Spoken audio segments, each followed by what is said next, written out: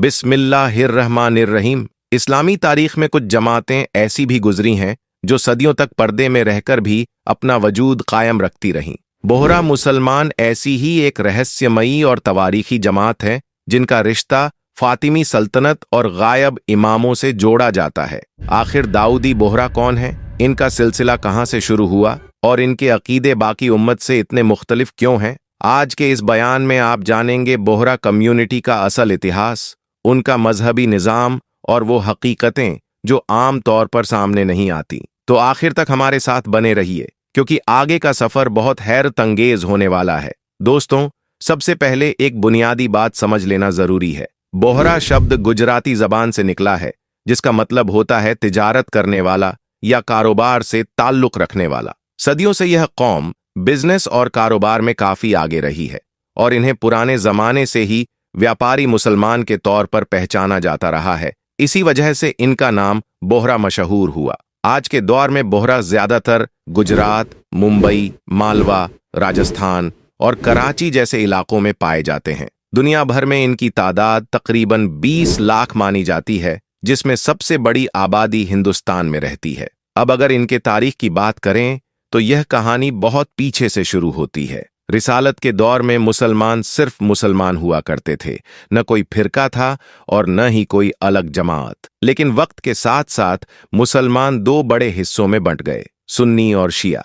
बोहरा दरअसल शिया फिरके की ही एक अलग कड़ी से ताल्लुक रखते हैं। इसे समझने के लिए हमें एक अहम मोड़ की तरफ जाना होगा। इमाम जाफर सादिक रहमतुल्लाह अल्लाह ताली अलैह के इंतकाल के बाद यह इख्तिलाफ खड़ा हुआ कि अगले इमाम कौन होंगे। एक गिरोह ने उनके बेटे मूसा अल काजिम को इमाम माना और यही लोग आगे चलकर असना अशरी शिया कहलाए, जो आज ईरान, इराक और हिंदुस्तान में सबसे बड़ा शिया ग्रुप माना जाता है। दूसरा गिरोह इमाम जाफर सादिक के बड़े बेटे इमाम इस्माइल को इमाम मानता रहा और यही लोग इस्माइली शिया के नाम से जाने गए। यहीं से शिया दो बड़े हिस्सों में तकसीम हो गए, असना अशरी और इस्माइली। इस्माइली धीरे धीरे ताकतवर होते गए और 10वीं सदी में इन्होंने एक बड़ी सल्तनत कायम कर ली जिसे फातिमी सल्तनत कहा जाता है, जो मिस्र और अफ्रीका के बड़े हिस्से पर फैली हुई थी। लेकिन हर सल्तनत की तरह यहाँ भी अंदरूनी साजिशें और लड़ाइयाँ शुरू हो गईं। सन 1094 में फातिमी खलीफा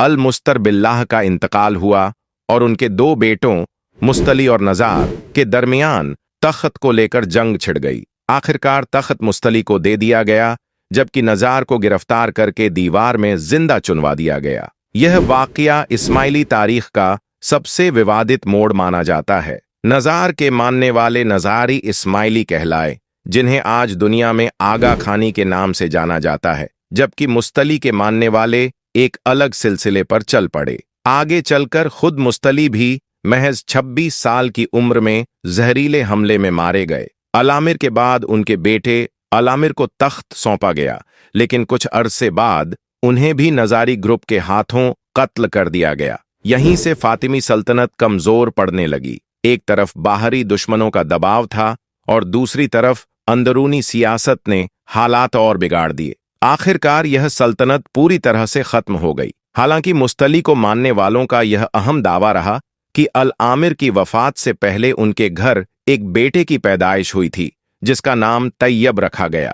दुश्मनों के खौफ से उसे छुपा दिया गया ताकि उस पर कोई हमला न हो सके। इसी छुपे हुए इमाम की नस्ल को मानने वाले आगे चलकर तैयबी इस्माइली कहलाए और यहीं से धीरे धीरे बोहरा कम्युनिटी की बुनियाद पड़ी। तैयब के बाद उनके इमाम लोगों की नजरों से ओझल हो गए। ऐसा माना गया कि वह पर्दे में रहते हैं, न किसी को उनका चेहरा मालूम है और न ही उनसे कोई सीधा राबिता। इसी वजह से तैयबी मजहब में सबसे ऊंची हैसियत दाई की मानी जाती है, जो कम्युनिटी का रहनुमा समझा जाता है और जिसके बारे में यह तसव्वुर किया जाता है कि उसका ताल्लुक इन गायब इमामों से है। करीब 500 साल तक यह निजाम इसी तरह चलता रहा। यमन, हिंदुस्तान और अफ्रीकी इलाकों में तैयबी लोग फैलते चले गए। इसके बाद इनके 26वें दाई दाऊद बिन अजब शाह का इंतकाल हुआ।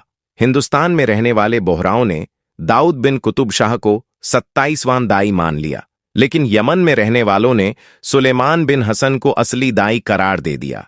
इस तरह एक ही दौर में दो दो दाई सामने आ गए। यमन के मानने वाले सुलेमानी बोहरा कहलाए और हिंदुस्तान के मानने वाले दाऊदी बोहरा। वक्त के साथ ये दोनों धाराएं बिल्कुल अलग हो गईं। मजहबी निजाम, तरीके और सामाजिक जिंदगी हर लिहाज से जुदा हो गई।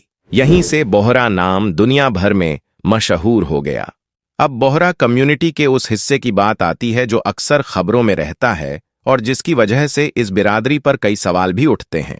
यह मसला है बोहरा लड़कियों के खतने का, जिसे उनके यहाँ खब्ज कहा जाता है।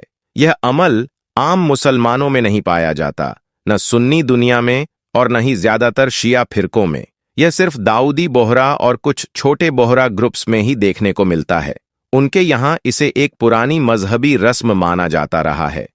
तारीखदानों के मुताबिक इसकी जड़ें कदीम अरबी और अफ्रीकी कबीलों में मिलती हैं, जहां इसे जिस्मानी पाकीज़गी और नफ्स की सफाई से जोड़कर देखा जाता था। बोहरा दाइयों ने करीब सदियों पहले इसे अपनी मजहबी पहचान का हिस्सा बना लिया और यह रस्म पीढ़ी दर पीढ़ी चलती रही। बीते जमाने में यह अमल आमतौर पर 5 से 7 साल की बच्चियों पर किया जाता था। यह काम ज्यादातर एक बुजुर्ग औरत अंजाम देती थी, जिसे कम्युनिटी में भरोसेमंद, सलीकेमंद और मजहबी तरीकों की अच्छी समझ रखने वाली माना जाता था। घर वाले भी उसी औरत को बुलाते थे जिस पर उन्हें पूरा यकीन होता था। आज के दौर में बोहरा समाज इस मसले पर 2 हिस्सों में बंट चुका है। एक तबका मानता है कि यह अमल जरूरी नहीं है और इससे बच्चियों को तकलीफ और दर्द पहुंचता है। इसी वजह से कुछ लोग मानते हैं कि यह अमल पूरी तरह बंद हो जाना चाहिए, जबकि दूसरा तबका इसे अपनी पुश्तैनी और मजहबी रस्म समझता है और यही कहता है कि यह सदियों से चली आ रही परंपरा है जिसे छोड़ा नहीं जाना चाहिए। लेकिन एक बात साफ याद रखने वाली है कि यह अमल सिर्फ बोहरा परंपरा से जुड़ा है, पूरे मुस्लिम उम्मत का हिस्सा नहीं है।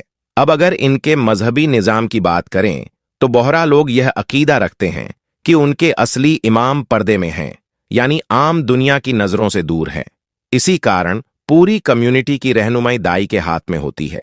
उनके लिए दाई ही सबसे बड़ा मजहबी ओहदा रखता है। वही उनके मसाइल बयान करता है, दुआएं पढ़वाता है और पूरी कम्युनिटी के निजाम को संभालता है। आज दाऊदी बोहरा अपने दाई के तौर पर सैयदना मुफद्दल सैफुद्दीन को मानते हैं। इनकी मजलिसों का अंदाज भी काफी अलग होता है। हर मजलिस बहुत साफ सुथरे और सलीके वाले इंतजाम के साथ की जाती है। मजलिस में फातिमी अंदाज की दुआएं पढ़ी जाती हैं, कुरान की तिलावत होती है और दाई का पैगाम लोगों तक पहुंचाया जाता है। बोहरा समाज सफाई के मामले में भी काफी मशहूर है।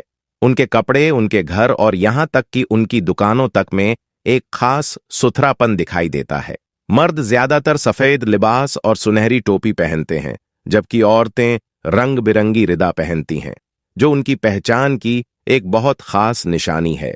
बोहरा लोग जियारत के भी बहुत शौकीन माने जाते हैं।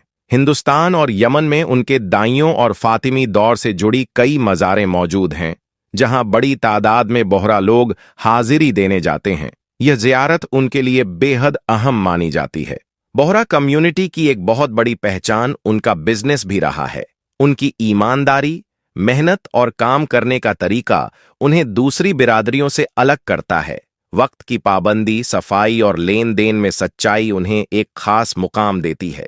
तालीम के मैदान में भी यह काफी आगे हैं और हिंदुस्तान के मुसलमानों में इन्हें सबसे ज्यादा व्यवस्थित और तरक्की याफ्ता ग्रुप्स में गिना जाता है।